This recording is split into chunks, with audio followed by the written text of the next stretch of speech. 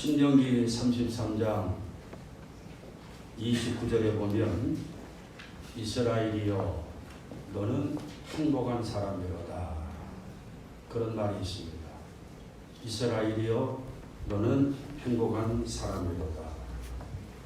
이스라엘은 지금 한창 전쟁이 벌어지고 있는 중동의 작은 나라 이스라엘입니다. 그러나 이스라엘이라는 말은 영적으로 예수 믿는 모든 사람들을 지칭하는 내용이기도 합니다. 그렇기 때문에 여기 이스라엘이여 이 말은 바로 저를 포함한 여러분 모두에게 해당되는 이야기입니다. 어떻습니까 여러분? 신명기 33장 29절에 여러분 모두에게 너는 행복한 사람이다 이렇게 선언하고 계시는데 정말 그 말씀대로 여러분 행복합니까? 행복합니까? 근데 얼굴은 아닌 것 같아요. 말은 행복하다고 그러는데 얼굴은 잔뜩 인상을 쓰고 또 오늘 아마 여기 처음 오신 분들은 좀 생소한 분이기 때문에 그런 얼굴인 것 같습니다만 웃는 얼굴에 복이 오는 겁니다. 우리 한번 씨 웃고 옆들 한번 쳐다볼게요. 훨씬 미남 미녀지. 난 임병호 집사가 저렇게 미는 줄을 몰라요. 항상 그렇게 웃고 다녀.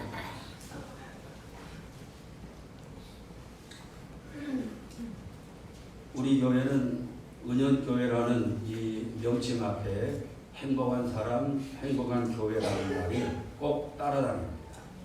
그것은 우리 교회가 추구하는 캐치프레이즈고 또 제 목회 철학이겠지요. 우리 교회에 나오는 모든 사람들이 행복했으면 좋겠다. 그리고 우리 교회 자체가 행복했으면 좋겠다. 바로 예수님 때문에 우리는 행복한 사람이 되고 우리 교회는 행복한 교회가 되었으면 좋겠다. 그런 마음이 여기에 담겨 있는 것입니다. 미국의 하버드 대학 예일 대학에서 한 10여 년 전부터 행복학이라는 강좌가 개설되었습니다. 행복에 대한 관심이 높아지는 것이지요. 행복을 학문적으로 분석하고 연구하고 또 어떻게 하면은 행복하게 살 수 있을까 이런 것들을 연구하고 가르치는 과목입니다. 우리나라는 1947년도 7월 17일에 헌법이 만들어집니다. 그래서 이날을 제헌절이라고 우리가 늘 기억하고 지키지요. 이 헌법을 기초로 해서 그 다음 해인 1948년도 8월 15일 날 드디어 대한민국 정부가 수립됩니다. 나라가 만들어지려면 반드시 헌법이 있어야 되는데 우리나라 헌법은 1947년도 7월 17일 날 만들어진 헌법은 미국의 헌법을 본따서 만든 것입니다. 그때 중심에 서 있던 이승만 장로 대통령이 되지요. 이분의 영향이 컸던 것입니다. 미국의 헌법을 기초로 해서 우리나라 헌법이 만들어지는데 미국의 헌법은 18세기에 독립국가를 세울 때 미국은 지금은 50개 주지만 그때는 13개 주가 모여서 미국을 세운 것입니다. 13개 주 대표가 모여서 헌법 기초위원을 뽑습니다. 헌법을 만드는 사람들이지요. 그런데 헌법 기초위원회 대부분이 장로들이었습니다. 장로들이 모여가지고 이 나라를 토대로 할 수 있는 헌법을 만드는데 그들이 모델로 삼은 것이 무엇인가 하면 바로 성경입니다. 신구약 성경을 모델로 삼았어요. 신구약 성경을 모델로 삼았습니다. 성경의 가치관, 성경의 가르침을 배경으로 미국 헌법이 만들어지는데 이 미국 헌법은 세 가지 중요한 가치를 지닙니다. 첫째는 평등한 나라를 만들자. 미국은 합중국입니다. 단일민족이 아니지요. 다인종, 다문화, 피부 색깔도 언어도 다른 사람들이 모여서 세운 나라가 미국입니다. 차별이 없는 세상을 만들자. 평등이 첫째 가치였어요.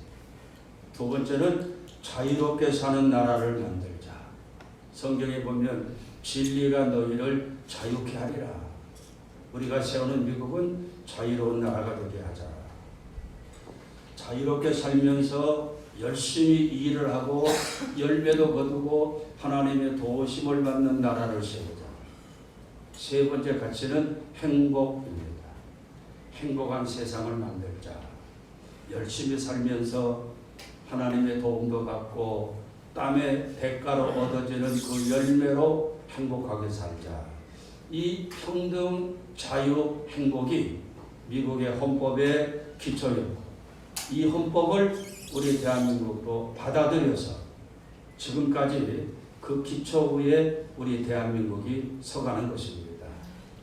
이따금씩 좌파 정권들이 들어오면 이거를 흔들려고 하는 것을 우리가 보게 되는데 이것은 평등, 자유, 그리고 행복은 자손 대대로 우리가 지켜야 되는 가치인 것입니다.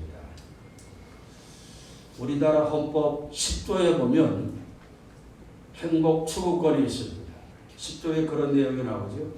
모든 국민은 인간으로서의 존엄과 가치를 가지며 행복을 추구할 권리가 있다. 그렇게 명시되어 있습니다. 누구든지 평등하게, 자유롭게, 그리고 행복할 수 있는 나라, 그게 바로 우리 대한민국입니다. 그런데 여러분, 이 행복은 누가 가져다 주는 것이 아닙니다. 국가가 주는 것도 아니에요. 모든 사람들이 행복하기를 원하고 행복한 삶을 위해서 땀 흘려 노동하고 일하고 살지만 행복은 누가 주는 것이 아닙니다. 스스로 만들어가는 것입니다. 스스로 찾아가는 것입니다. 노력하고 애쓰고 땀 흘려 일하며 얻어지는 열매, 거기에 하나님의 은혜가 모아질 때 행복해지는 것입니다. 서양 철학의 아버지라고 하는 플라톤이 있습니다. 철학의 아버지인 아리스토텔레스의 제자지요. 플라톤은 행복을 이야기합니다. 행복론이라고 하는데 5가지를 이야기해요. 첫째는 재산, 돈이. 두 번째는 외모, 용모. 세 번째는 명예, 이름 석자. 네 번째는 건강. 다섯 번째는 말솜씨를 이야기했어요. 이 고대 그리스에서는 남자들이 말 잘하는 것이 큰 자산이었습니다. 사람들을 모아놓고 시장이나 광장에서 토론하고 대화하고 그 대화를 이끌어가는 사람들을 굉장히 높이 평가했던 시대이기 때문에 재산, 용모, 명예, 건강, 그리고 말솜씨를 넣은 것 같아요. 그런데 이것들이 넉넉하고 이것들이 풍족한 것이 행복이 아니라는 것입니다. 우리가 생각할 때는 돈도 많고 용모도 예쁘고 건강도 하고 명예롭고 말도 잘하는 것이 행복인 줄 알지만 플라톤은 그렇지 않다는 것입니다. 이 5개가 조금씩 모자라고 부족한 것이 행복이다. 그 부족한 것을 하나씩 채워가면서 땀 흘려 일하고 수고하면서 채워가면서 얻어지는 기쁨, 이것이 바로 행복이다. 여러분도 그렇게 생각하십니까? 예? 돈이 싸울 것이 없도록 많은 것이 행복이 아니라 월세방에서 전세방으로 모닝 타던 사람이 소나타 사고, 흑백 테레비 가진 사람이 칼라 테레비 가지고 하나씩 하나씩 채워가면서 한 계단씩 올라가면서 누리는 마음의 기쁨, 그것이 행복이라는 것입니다. 용모가 못생겨서 늘 열등감을 가지고 살았는데 좀 단장도 하고 화장품도 바르고 영양크림도 바르고 운동도 하면서 점점 거울 앞에 설 때마다 이뻐지는 자기 모습을 보면서 얻어지는 마음의 기쁨, 그것이 행복이라는 것입니다. 건강이 좋지 않아서 늘 골골하고 이 병원 저 병원 다녔는데 어느 날부터 결단을 하고 운동도 하고 음식도 잘 먹고 병원도 찾아다니면서 건강이 조금씩 좋아지면서 마음에 느껴오는 기쁨, 그것이 행복이라는 것입니다. 명예가 땅에 떨어졌어. 거짓말도 잘하고 신용도 안 지키고 명예가 형편없는데 힘쓰고 애쓰고 노력하고 나누고 섬기는 정신으로 살다 보니까 다른 사람이 나를 인정해주고 나를 어디 가든지 알아주고 거기서 얻어지는 마음의 기쁨, 그것이 행복이라는 것입니다. 말 솜씨가 형편없어서 어디 가면 말도 제대로 못하고, 여러분 제가 옛날에 말더듬이었다고 하면 믿겠습니까? 심한 말더듬쟁이였어요. 26살 때 은연교회 개척하면서도 그때도 말을 더듬었어요. 그래서 하나님 앞에 그것이 기도 제목이었고, 어떻게 하면 이 말더듬을 고칠 수 있을까? 성령의 능력을 받아야 되겠다 기도도 하고, 또 내가 하는 설교를 녹음해서 들으면서 고쳐가기도 하고, 이렇게 하다 보니까 말 더듬 증상은 싹 없어지고 덩달아서 내가 신경 쓰고 내 설교를 녹음해 듣고 보니까 설교도 점점 좋아지고, 지금은 좀 들을만 하지요? 네. 거기서 얻어지는 기쁨, 그게 바로 행복이라는 것입니다. 하나씩 채워지고 모자라는 것들이 하나씩 채워지고, 교회도 그렇습니다. 처음 개척할 때는 우리 부부 단둘이었는데 열심히 전도하고 하나씩 성도들이 모여들고 작은 건물이 좀 큰 건물 되고 또 이사 다니면서 넓어지고 나중에는 우리 땅이 되고 우리 교회가 되고 우리 건물이 되고 거기서 얻어지는 기쁨, 얼마나 행복한지 몰라요. 여러분의 사업도 그렇습니까? 지금은 부족하지만, 지금은 모자라지만 힘쓰고 애쓰고 노력하고 일하면서 하나씩 채워가는 그 기쁨, 가득 뿌듯하게 밀려오는 만족감, 그것이 바로 참된 행복이라는 것입니다. 할렐루야. 오늘 이 말씀을 한 2시간 했으면 참 좋겠는데 다들 바쁘지요? 행복해지는 비밀 한 몇 가지만 시간 되는 대로 말씀을 나누려고 합니다. 첫째는 자기 삶을 생각하면서 살자는 것입니다. 생각하면서 5년 후에 내 모습은 어떤 모습일까?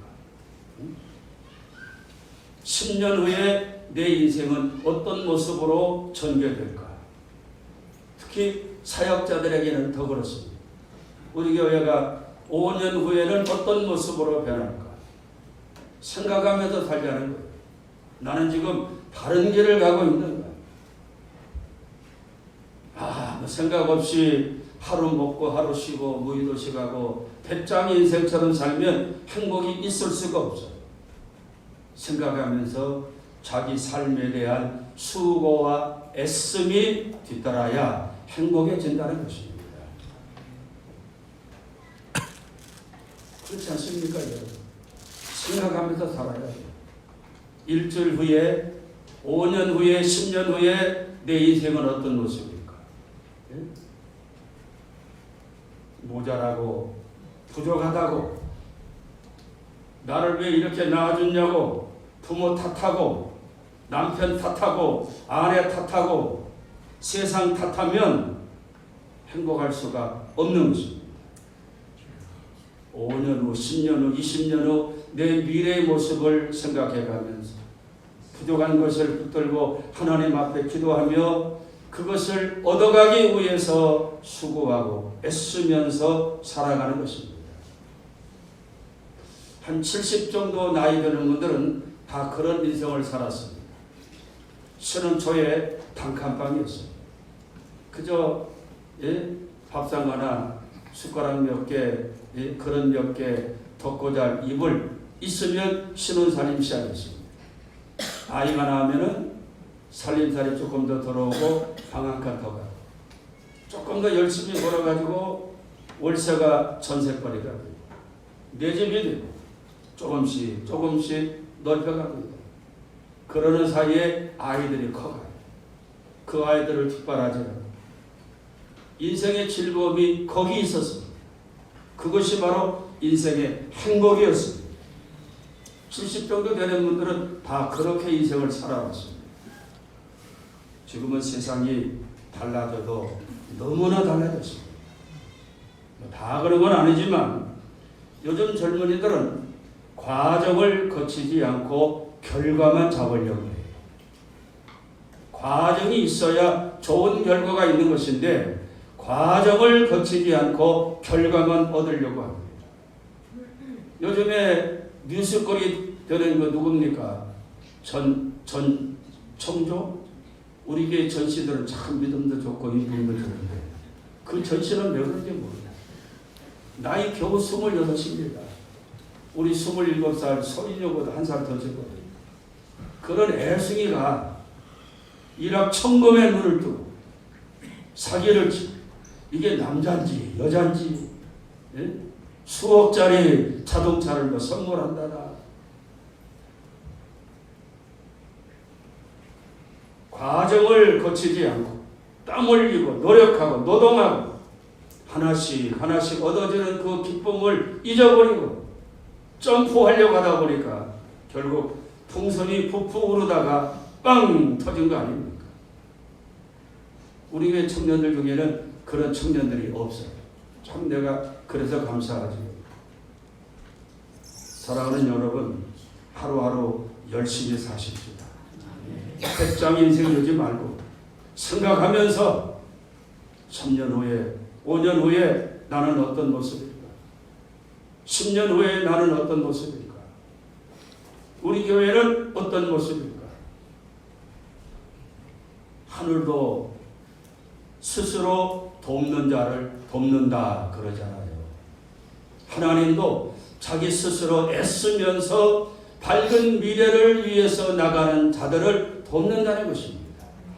잘 되겠지, 잘 될 거야 생각하지 말고 그것만 생각하지 말고 그것을 이루어가기 위한 애씀이 수고가 뒤따라야 행복해지는 것입니다. 두 번째는 우리 유아실의 돈을 만석이네 은혜 많이 받으시기 바랍니다. 두 번째는 감사하며 살아야 행복해지는 것입니다. 늘 원망하고 불평하고 몸불기신 자가 그런다지요.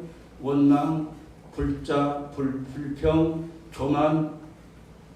원불기신 자가 무슨 감사가 있고 무슨 행복이 있겠습니까?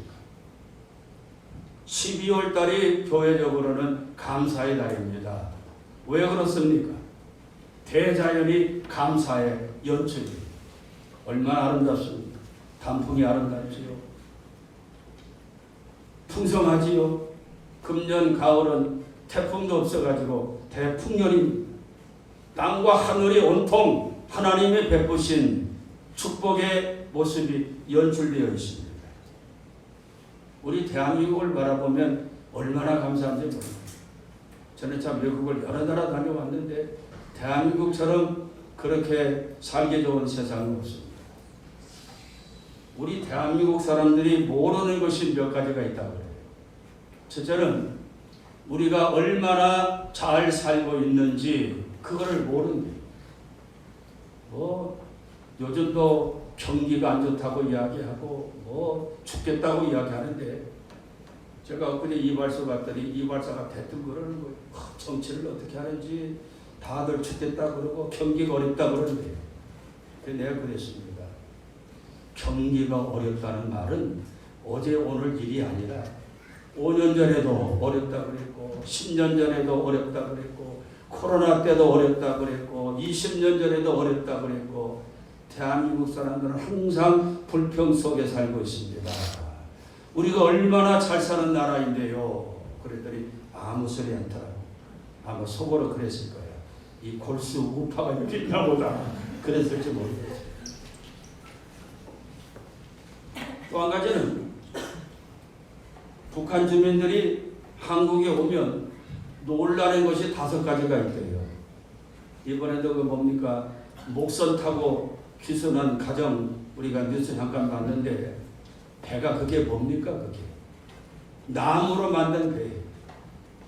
우리나라는 그런 배 있지도 않을 겁니다. 5가지를 놀란 거예요. 인천공항에 도착하면 놀란답니다. 탈북자들이 인천공항에 들어오면 이야 눈이 돌아간다는 거예요. 2번째 놀라는 것은 공항 빠져나와 인천대교 건너갑니다. 그 긴 다리 밤에 보면 뿅 갑니다. 이게 송도에 있는 그 휘황찬란한 고층 아파트 그 넘치는 자동차의 물결 뿅 갑니다. 3번째는 국정원에 가가지고 첫 식사가 나오는데 그 식탁을 보면서 놀랜대요. 야, 우리는 평생 먹지도 못하는 계란도 나오고 진수성찬을 보면서 놀랜다는 것입니다. 이렇게 잘 사는 나라 우리가 속았구나. 4번째 어디서 놀라는가 하면 주택을 받아가지고 입주해서 첫날 밤에 놀랜대요. 수도를 트니까 물도 나오고 화장실 이상한 것도 있고 물도 빠지고 엘리베이터도 잘 나가고 전기도 들어오고 가스도 돌아오고 놀랜다는 것입니다. 평양에 사진 보면 고층 아파트 있지요? 사람들은 고층 올라가지 않으려고 그러는데 끄떡하면 전기 안 돌아가지고 엘리베이터 안 가니까 걸어가야 돼. 수도도 끊기고 전기도 끊기고. 마지막으로 놀라는 것은 농촌에 가서 놀란다는 것입니다. 서울만 이렇게 잘 사는 줄 알았더니 농촌에 가보니까 더 잘 살거든. 집들마다 보통 차가 3대 4대씩 트랙터도 있지요. 화물 트럭도 있지요. 자가용도 있지요. 3대 4대는 기본입니다. 이렇게 잘 사는 나라 대한민국 여러분 감사할 수 있기를 축복합니다. 셋째는 사회가 얼마나 안전한 나라인가 이거를 모르고 산다는 거예요. 미국이나 유럽이나 가보면 처음 오면 하는 말이 꼭 있습니다. 밤에는 나가지 마세요. 낮에도 혼자 다니지 마세요. 그만큼 위험하다는 거예요. 미국은 초등학교 아이들이 버스에서 스쿨버스에서 내리면은 거기에 부모들이 있어야 그 아이들을 내려줍니다. 부모들이 없으면 보호자가 없으면 그냥 학교에 데리고 가요. 왜 그렇습니까? 그만큼 사회가 불안하다는 거죠. 외국의 어떤 여행객이 현금 인출기를 사용하다가 카드를 거기에 놓고 그냥 1시간쯤 다니다가 생각나가지고 아차 내 카드. 그리고는 그 ATM기에 갔더니 거기 그대로 있더랍니다. 그만큼 우리나라가 안전한 나라예요. 우리가 살아도 모르는 것 중에 하나는 얼마나 깨끗한 나라인지를 모르는 화장실 가보세요. 거기서 밥 먹어도 되겠어요. 미국의 지하철이나 파리 지하철 타봤습니까? 찌린내 나가지고 들어가지를 못해요. 깨끗합니다. 또 뭐가 우리가 모르고 삽니까? 우리가 먹는 음식이 얼마나 맛있는 음식인지를 모르고 산다는 것입니다. 여러분 감사하십니다. 남편에게 감사하고 아내에게 감사하고 부모에게 감사하고 부모님들 여러분 다 키울 때 석바지에 고생하며 키웠어요. 용돈도 드리고 가끔씩 찾아뵙고 감사는 행복으로 나아가는 삶의 열차와 똑같습니다. 한번 따라해 볼래요? 감사는 행복으로 나아가는 기차다. 네 번째 행복해지는 비결은 뭡니까? 긍정적인 삶의 자세. 긍정적이고 비판적이고 이런 사람들에게는 행복할 수가 없는 것입니다. 늘 긍정적이고 적극적인 사람, 이게 행복한 겁니다. 빌립보 4장 13절에 뭐라고 말하나요? 우리 한번 똑같이 읽어봅니다. 시작.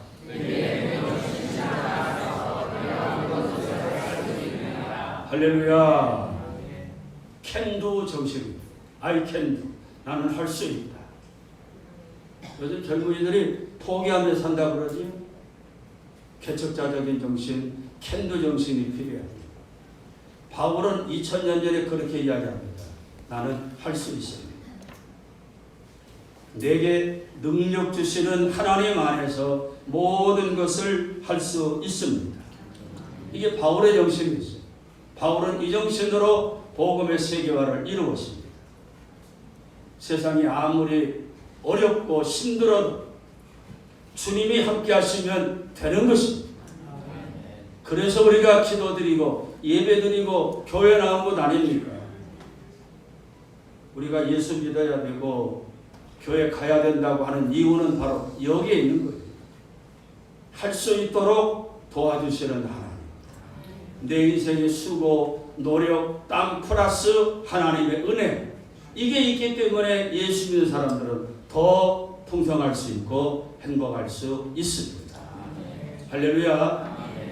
마지막으로 행복한 삶의 비밀이 뭔가? 시편 23편에 그 답이 나와 있습니다. 다 같이 한번 읽어봅니다. 시작.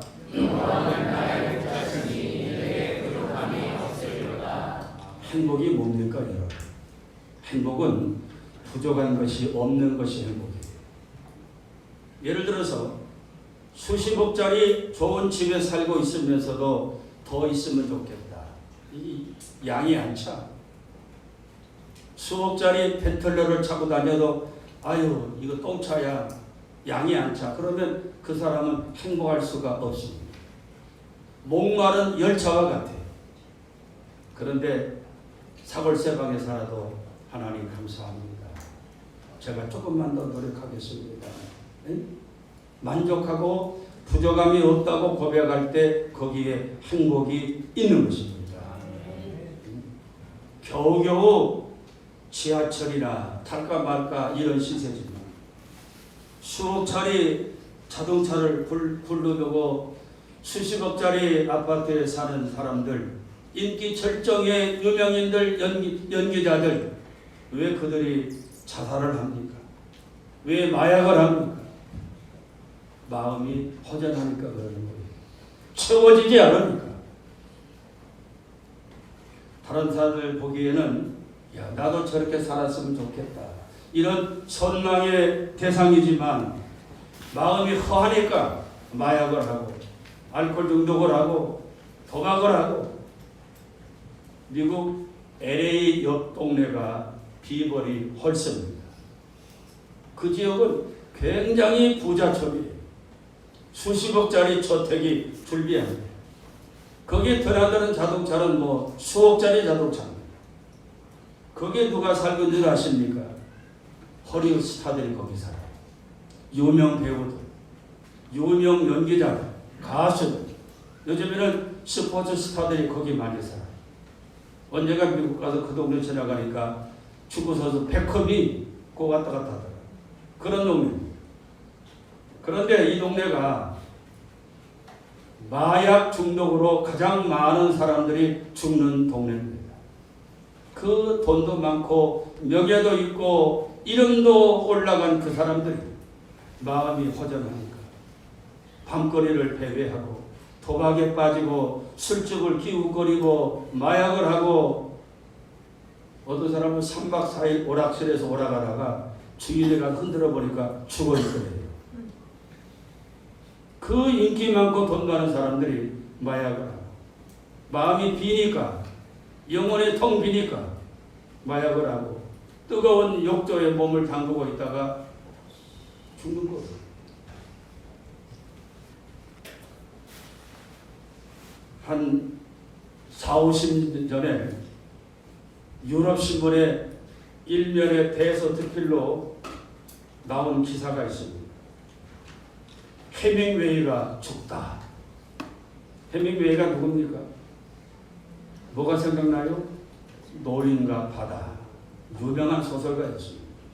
온 유럽을 들썩들썩거렸던 소설가요 부자였습니다. 그가 죽었다는 기사가 일면 톱으로 유럽신문에 떴습니다. 부귀도 있고 명예도 있고. 그가 유언을 남겼습니다. 나는 필라멘트가 끊어진 텅빈 전구처럼 나는 진공 상태다.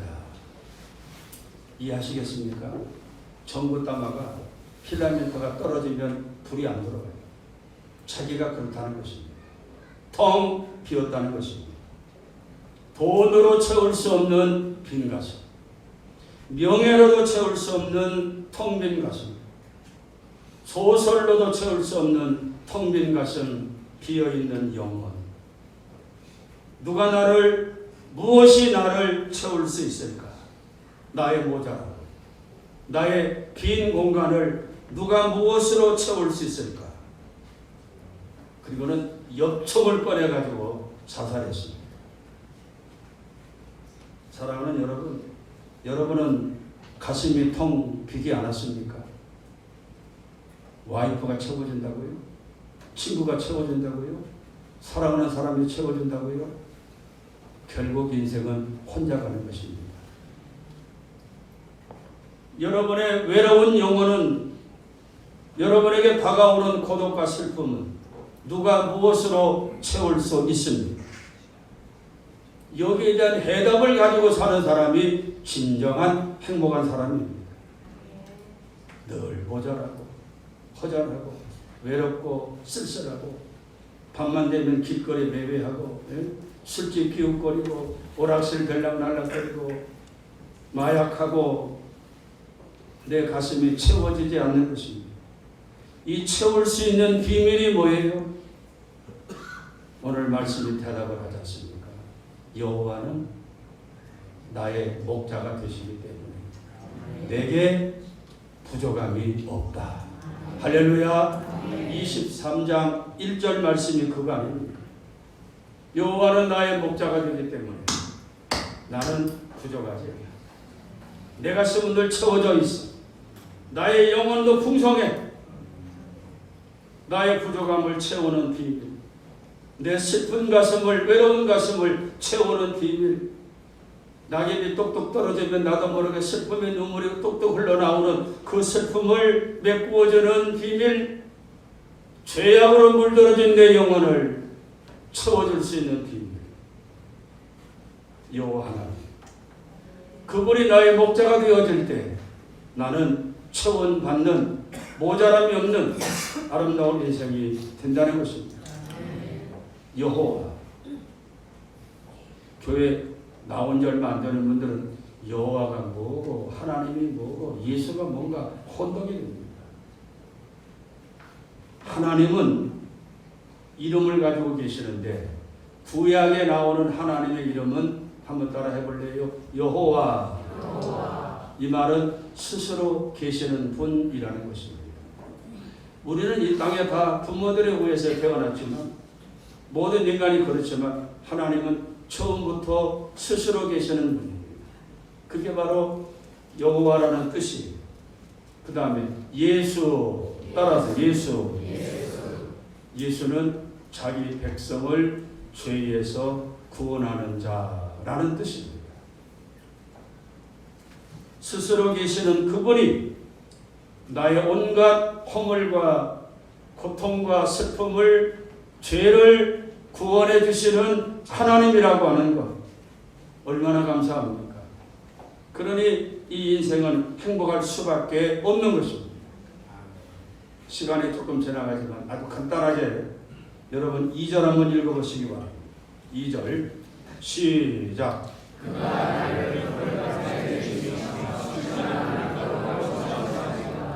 할렐루야. 푸른 물밭에 내가 누워 살고 쉴만한 물가으로 내가 인도함을 받습니다. 평안입니다. 안식입니다. 위로입니다. 쉼입니다.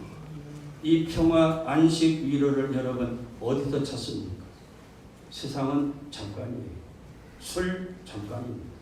마약 깨고 나면 허탕이에요.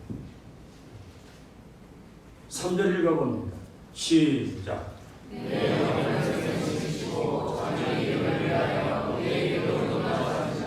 내 영혼, 죄로 물들어진 내 영혼, 텅 빈 내 영혼, 죽은 내 영혼을, 상처와 슬픔으로 비어있는 내 영혼을 다시 살게 하시는 그분이 계시다는 것입니다.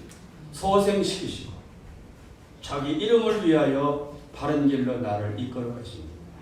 하나님이 당신의 이름을 걸고 우리를 이끌어 주십니다. 행복할 수밖에 없는 것이지요. 4절 읽어봅니다. 시작.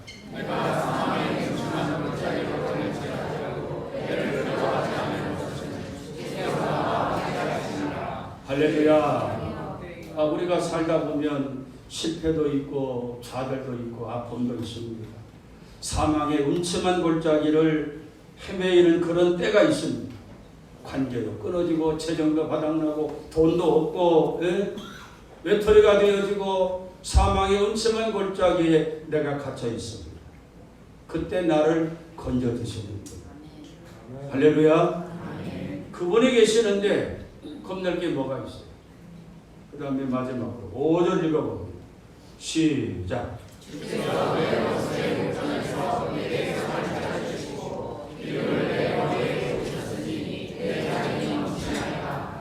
나를 힘들게 하는 그 암흑에, 나를 이 지경으로 징그러움통에 몰아넣은 그놈 있잖아요. 원수 같은 놈. 그놈을 내 목전에서 나를 높여주시고 나를 세워주시고 원수를 멋있게 갚아주시는 하나님이 계시다는 것입니다. 복수하려고 기쓰지 마세요. 신앙생활 잘하면 하나님이 대신 복수해 주시고 그런 면전에서 나를 높여주시고 세워주시고 나를 나를 이끌어 주신다는 것입니다. 기름으로 내게 부어주십니다. 기름은 명예요, 축복이요, 직입니다. 그래서 내 잔이 넘치나이다. 늘 잔이 부족해가지고 이게 채워지지 않아가지고 가슴도 채워지지 않고 늘 허전하고 텅 비어있는데 하나님이 부어주셔서 내 인생의 잔이 철철철철 넘치는 축복. 이것이 바로 행복입니다. 여호와 하나님을 나의 하나님으로 삼기를 축복합니다. 제가 한번 여쭤볼까요? 오늘 난생 처음 교회 나오신 분들 계십니까? 손 한번 한번 이렇게 들어보세요. 괜찮아요. 네, 한 분 계시네. 우리 최혜자 권사님이 모시고 올 분 없어가지고 경로당에서 오신 그분 아니에요? 네, 잘하셨습니다. 인생 노년에 얼마 안 남았잖아요. 이 하나님 목자 삼고 천국 가시기를 축복합니다. 할렐루야. 여러분 행복한 삶이 되시기 바랍니다. 그것은 하나님의 뜻이기도 합니다. 하나님이 기뻐하시는 일입니다. 행복한 사람 되어서 행복을 나누어주는 사람. 얼마나 멋있습니까? 저는 참 그래서 목사가 된 것이 얼마나 기쁘고 다행스러운지 몰라요. 내가 행복하니까. 내가 알고 있는 행복의 비밀을 다른 사람들에게 알려주어서 그 사람도 행복해집니다. 교회 가자. 교회 가야 돼. 이끄는 이유가 뭡니까? 행복해지라고 그런 것 아니겠어요? 교회 가자고 하는 사람들에게 고맙게 생각하고 감사하게 생각하기 바랍니다. 오늘 이 말씀을 잘 마음에 담고 생각하며 살고 자기 삶에 대한 수고와 애씀이 따라야 돼요. 감사하며 살고 긍정적인 삶으로 하나님을 내 인생의 주인으로 나의 목자로 삶아서 여러분 행복한 인생 되기를 주의 이름으로 축복합니다. 할렐루야. 우리 다 같이 말씀 붙들고 기도하겠습니다. 아멘. 할렐루야.